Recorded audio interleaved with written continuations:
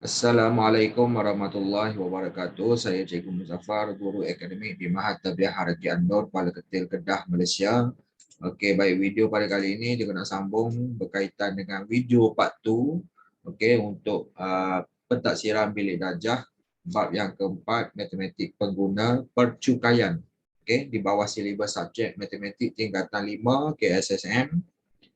Soalan ini juga ambil daripada buku modul aktiviti Mesra Digital Matematik tingkatan 5 KSSM muka surat 57 sehingga muka surat 62. Kita terus pergi kepada soalan dia. Okey. Muka surat 57. Baik. Nota dia dekat situ, kadar cukai jalan bergantung kepada kapasiti enjin kenderaan. Lokasi Semenanjung, Malaysia, Labuan, Langkawi, Pangkor, Sabah atau Sarawak. Jenis kenderaan, motosikal, kereta dan jenis pemilikan milik persendirian atau milik syarikat. Okey, baik. Soalan 1. Jadual di bawah menunjukkan kadar cukai jalan motosikal dan kereta milik persendirian di Sabah dan Sarawak. Okey, jenis kenderaan, motosikal, kereta, dia ada kapasiti enjin masing-masing. Okey. Dan setiap tu ada kadar asas dan kadar progresif. Kadar progresif ni maksudnya baki dia selepas berapa cc tu. Okey. Macam untuk motosikal, dia ada kadar asas je lah RM12. Manakala untuk kereta ni, dia ada kadar asas dia RM160. Katakan, kapasiti enjin tu 1601 hingga 1800. Maksudnya, kadar asas tu 160 tu untuk 1600. Maksudnya, yang baki tu, setiap baki tu yang lebih daripada 1600 kena darab dengan 32 sen tu, RM0.32. Aliza memiliki sebuah motosikal kegunaan persendirian dengan kapasiti enjin 249 cc dan sebuah kereta kegunaan persendirian dengan kapasiti enjin 1799 cc di Sarawak. Hitung cukai jalan yang perlu dibayar oleh Aliza untuk setiap kenderaan. Betul, kita kena kira satu-satu. Okey. Baik. Jadi penyelesaian dia dekat sini, pertama cukai jalan motosikal kita terus ambil dekat kadar asas. Okey. RM12. Manakala cukai jalan kereta, mula-mula kita ambil kadar asas untuk 1600 cc tu RM160. Manakala yang baki dia tu kadar progresif, kita tengok cc dia jumlah dia 1799, tolak dengan 1600, kita dapat baki cc dah. Jadi baki itu darab dengan RM0.32. Okey, jadi yang baki itu RM63.68. Jadi tambah dengan RM160, jumlah cukai jalan kereta tu RM223.68. Okey, soalan yang kedua tu, jadual di bawah menunjukkan kadar cukai jalan kereta milik persendirian di Semenanjung, Malaysia. Okey. Kapasiti enjin dia kalau 1401 hingga 1600, kadar asal dia RM90. Tiada kadar progresif.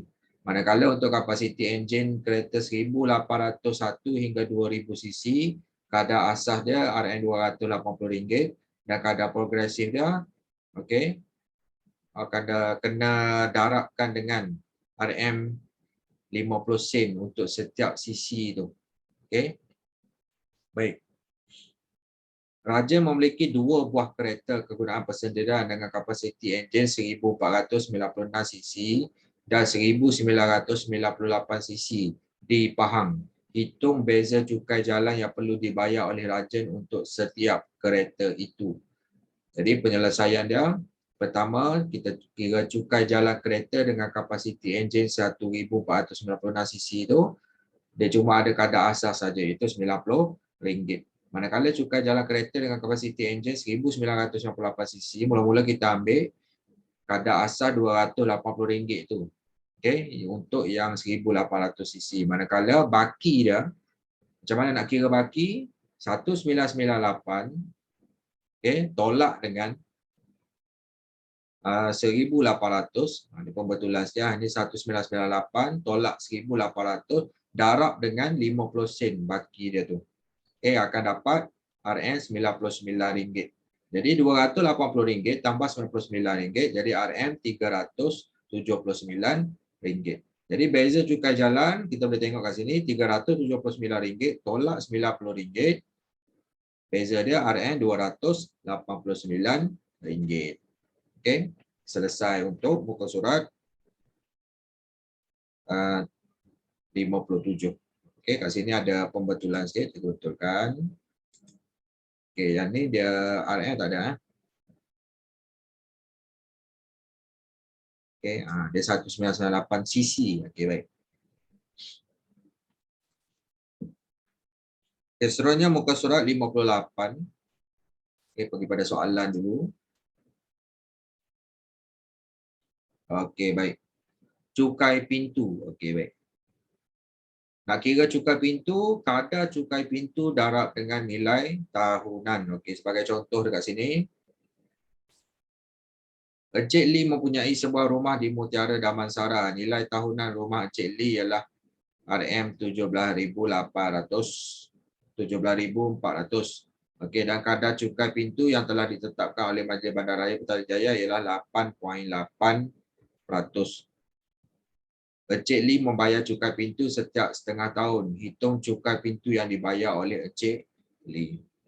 Okey, baik, setengah tahun dia kata. Baik. Kadar cukai yang dibayar oleh Encik Lee 8.8% darab dengan RM17,400 tu nilai tahunan bahagi dengan 2. Sebab apa bagi yang 2? Sebab dia bayar cukai pintu tu setiap setengah tahun. Jadi jawapan dia RM765.60. Okay, soalan 1. Nilai tahunan rumah Encik Alif ialah RM15,000 pada tahun 2020. Kadar cukai pintu pada tahun itu ialah 5%. Encik Alif menerima bil cukai pintu untuk setengah tahun. Hitung cukai tanah yang perlu dibayar oleh Encik Alif. Okey, penyelesaian dia. Okey.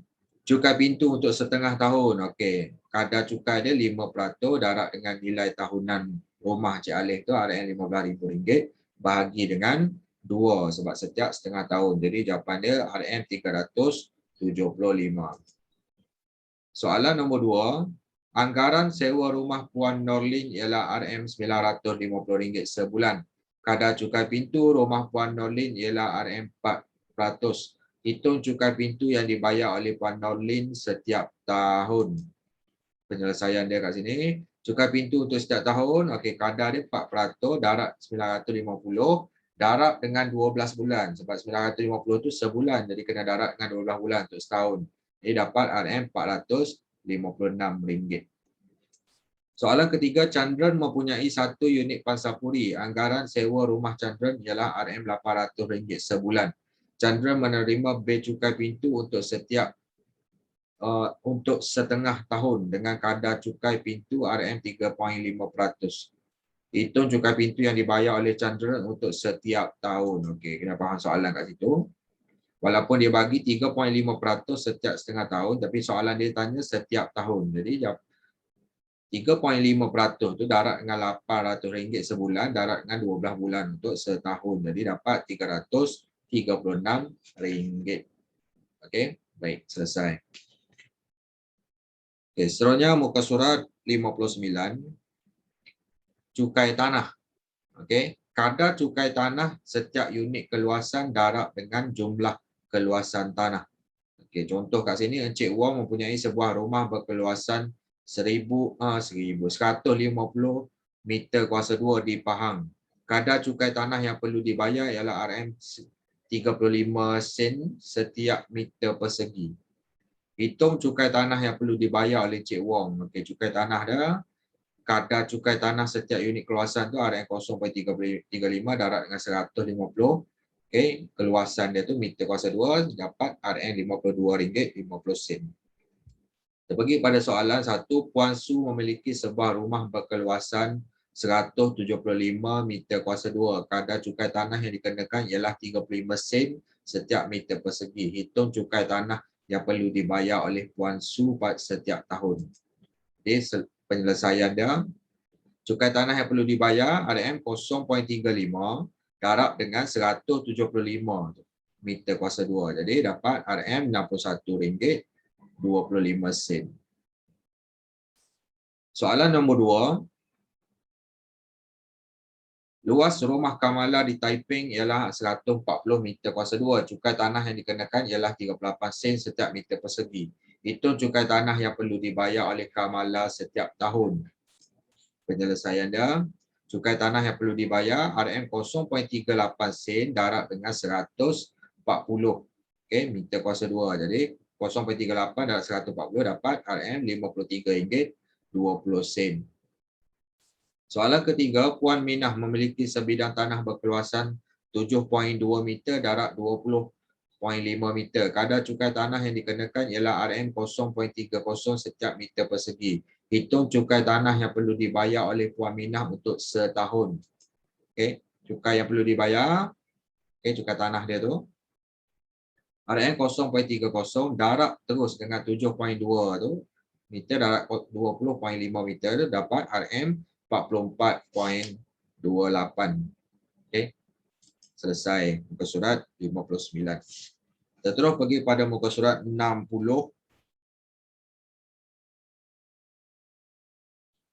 Okey. Kadar cukai jualan untuk barangan kategori berlainan adalah berbeza. Kadar cukai perkhidmatan biasanya 6%. Okey, baik. Contoh, Daniel menginap di sebuah hotel untuk 4 hari 3 malam. Kadar penginapan ialah RM360 semalam. Hotel itu mengenakan cukai perkhidmatan sebanyak 6%. Hitung cukai perkhidmatan yang perlu dibayar oleh Daniel. Jadi cukai perkhidmatan tu 6% darab dengan 3. Okey.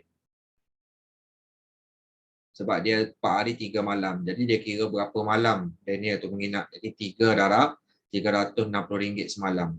Jadi 6% daripada RM1080 dapat RM64.80. Okay, soalan 1, keluarga Encik Amirul makan tengah hari di sebuah restoran. Jumlah harga makanan yang dipesan ialah RM472.50. Diberi bahawa restoran itu mengenakan cukai perkhidmatan sebanyak 6%.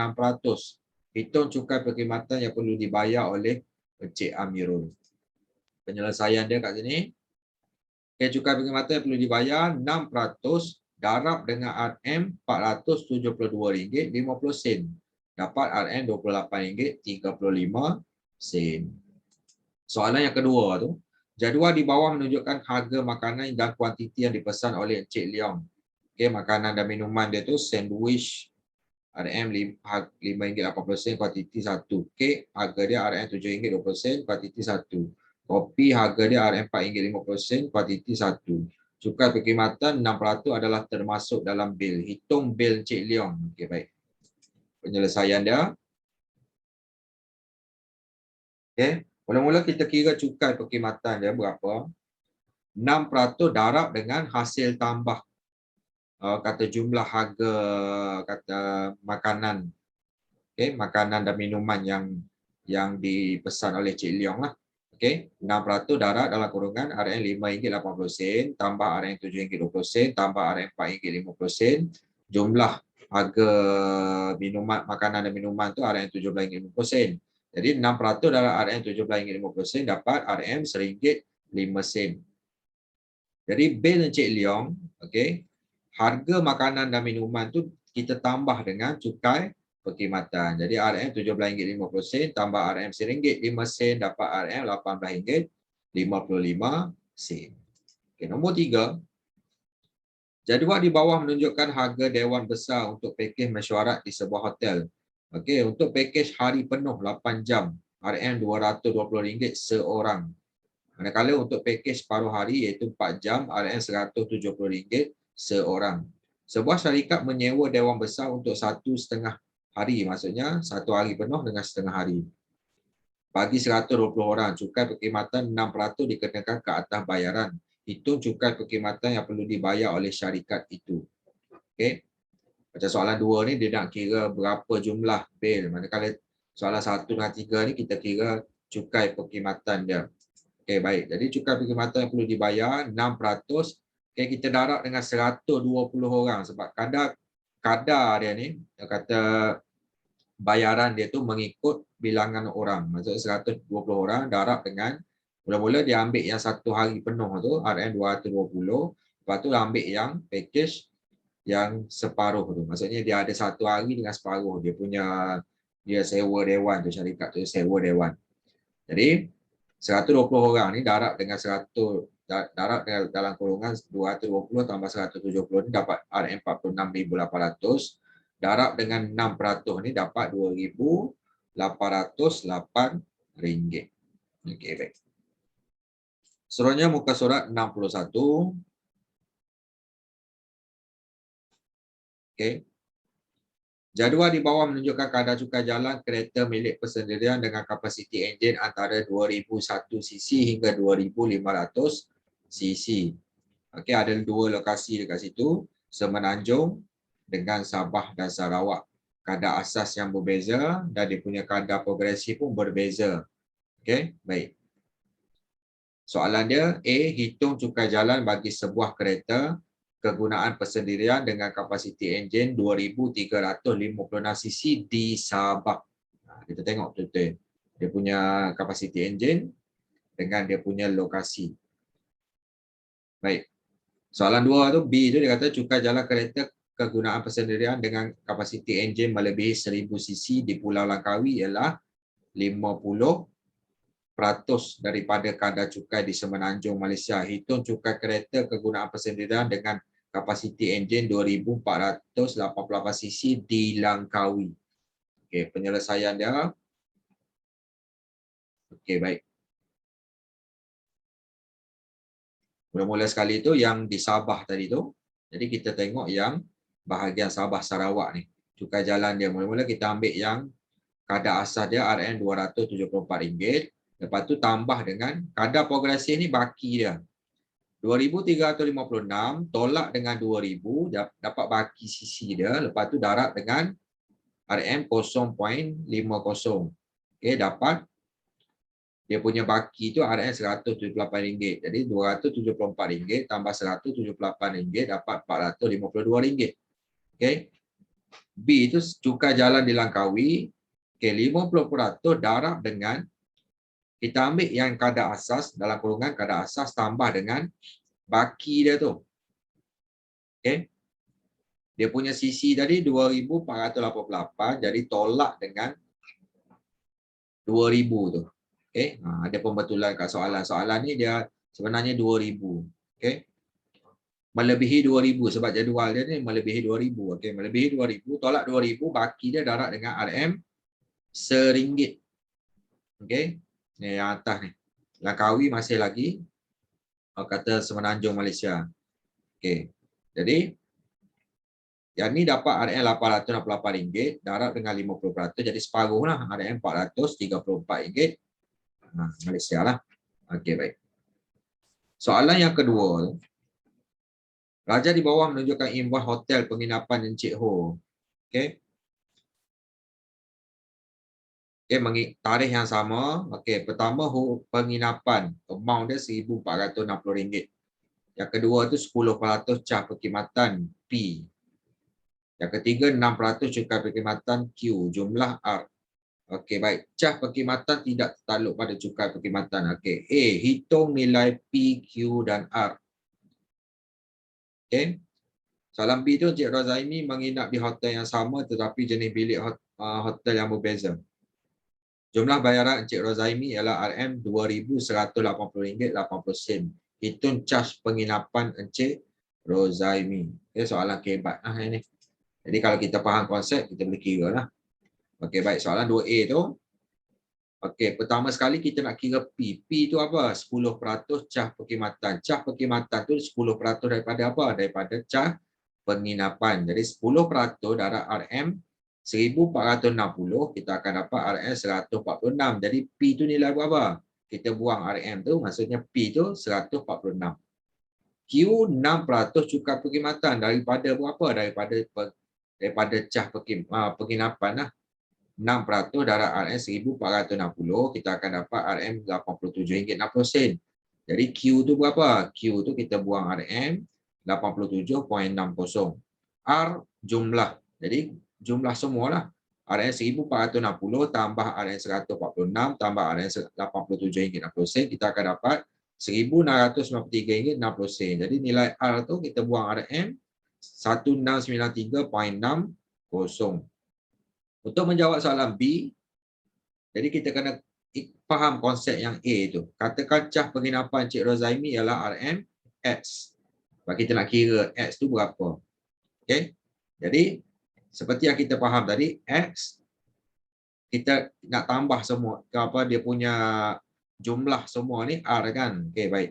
Untuk yang B ni dia kata jumlah tu RM RM2,180.80. Jadi jumlah semua tu dia dah bagi dah. Jadi nak tambah semua ni X tambah 0.1 X maksudnya apa? 10% daripada cah penginapan tambah 0.06 X maksudnya apa? 6% daripada cah penginapan. Kena faham yang ni konsep dia ni. Jadi X tambah 0.1 X tambah 0.06 X dapat 1.16 X sama dengan 2180.80. Jadi X tu berapa? 2180.80 bahagi 1.16 kita akan dapatlah nilai X tu 1880. Okey, selesai muka surat 61. Muka surat terakhir, muka surat 62. Okey, soalan dia. Jadual di bawah menunjukkan ringkasan taksiran sendiri cukai pendapatan NI pada tahun 2019.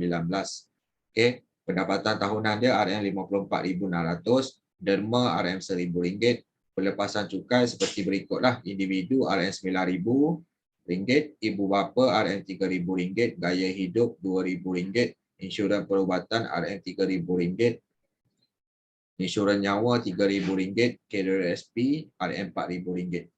A. Hitung cukai pendapatan yang perlu dibayar oleh NI pada tahun 2019. B. Itu pendapatan tahunan NI meningkat 10% setiap tahun.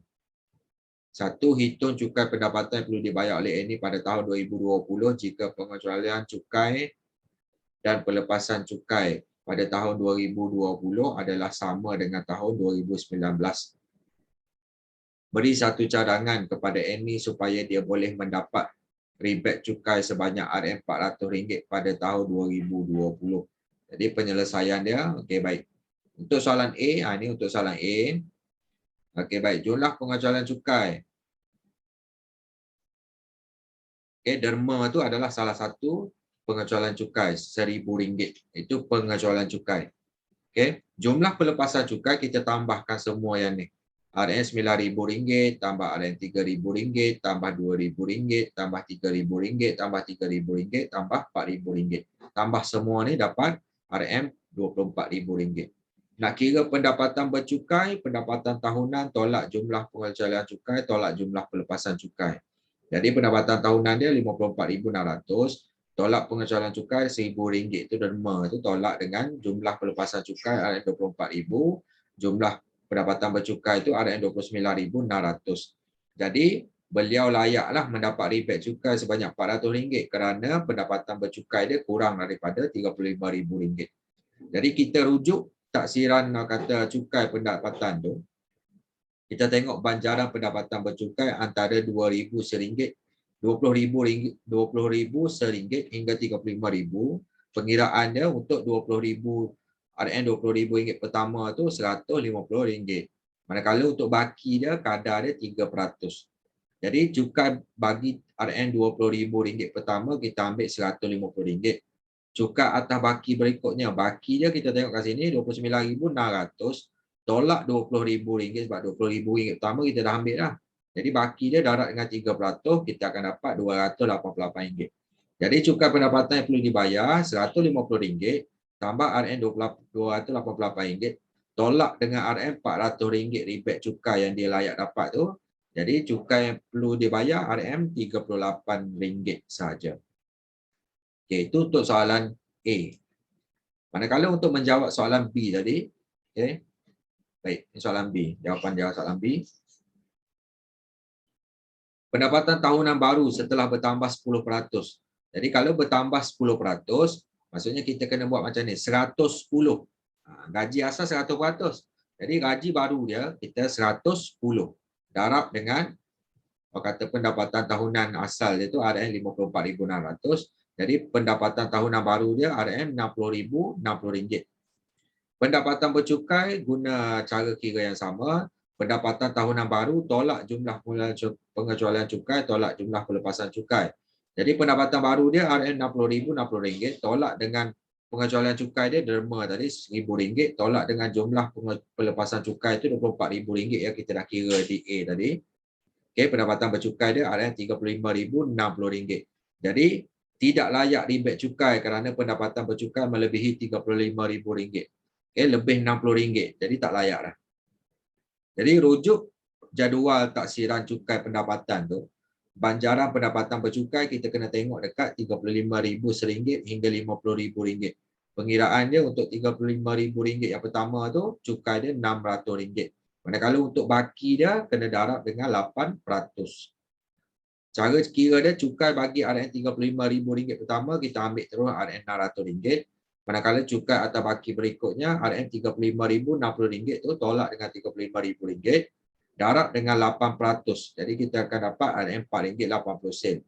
Jadi cukai pendapatan yang perlu dibayar RM600 tambah RM4.80. Jadi jumlah dia RM604.80. Okey, untuk menjawab soalan 2 tu, cadangan orang kata kepada Annie supaya dia boleh mendapat rebate cukai sebanyak 400 pada tahun 2020. Okey, Annie boleh menambah amount derma sekurang-kurangnya RM60. Jika dia tambah derma tu RM60, jadi dia bila kita kira pendapatan bercukai dia layaklah. Ataupun meningkatkan sekurang-kurangnya RM60 pelepasan cukai gaya hidup. Maksudnya dia tambahkan nilai cukai gaya hidup tu. Jadi layaklah dia untuk pendapatan bercukai dia tu. Okey. Baik. Jadi dengan berakhirnya soalan tersebut, selesailah untuk video part 2 pentaksiran bilik darjah untuk bab yang keempat ni, matematik pengguna percukaian di bawah silibus subjek matematik tingkatan 5 KSSM.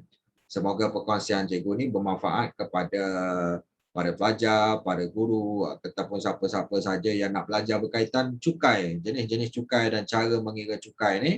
Okey, semoga bermanfaat kepada kehidupan seharian anda. Itu saja daripada cikgu. Assalamualaikum warahmatullahi wabarakatuh. Terima kasih.